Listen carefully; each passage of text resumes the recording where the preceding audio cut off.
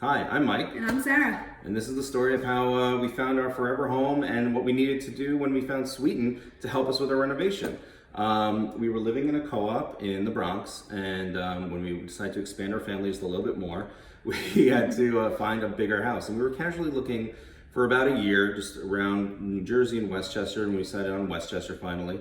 And when we were finally started to seriously look, we saw this house the first day we started looking, and we fell in love with it.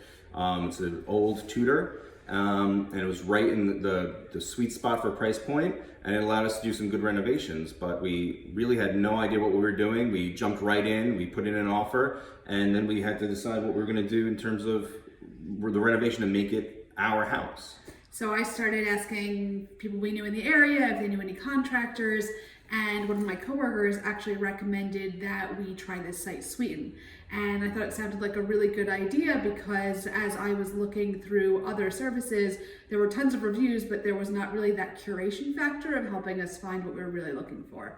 So we submitted our pictures, showed them what we were looking for. Immediately they paired us with this great team. We brought in the contractors we had found through references and those through Sweeten, and the ones that we got from Sweeten really blew the rest away.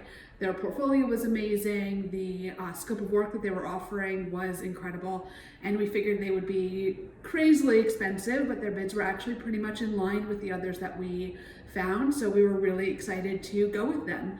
And they did our entire upstairs before we moved in, and now we're living here through this renovation. And process.